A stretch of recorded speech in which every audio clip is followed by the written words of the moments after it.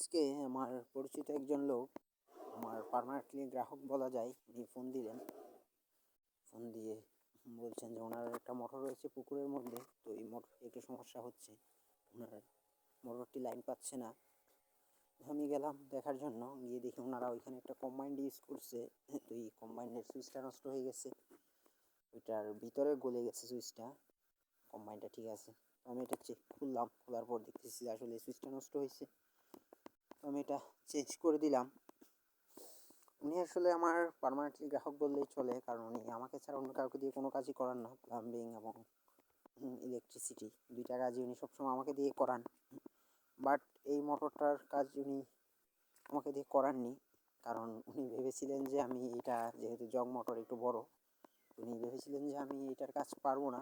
উনি কী করছিল, বাহির থেকে একজন মিস্ত্রি এসেছিল মাঝখানে একদিন, এই মাইনি থেকে এনে উনি একটা গিজার সেট আপ করেছিল, একটা ওয়াশিং মেশিন সেট আপ করেছে, আর এই মোটরটা সেট আপ করেছে।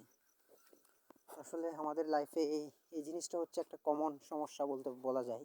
প্রায় মানুষই কী করে, ছোট ছোট কাজকেও অনেক কঠিন মনে করে। এই ছোট্ট কাজগুলোকে অনেক কঠিন মনে করে তারা এক প্রকার ধরেই নেয় যে এটা আমাদেরকে দিয়ে হবে না, এটা আমাদের দ্বারা সম্ভব নয় কাজটা করা। এমনটা ভেবে তারা কী করে, আমরা যারা লোকাল মিস্ত্রিরা আছি আমাদের থেকে জিজ্ঞেসও করে না যে এটা আমরা করতে পারবো কি না।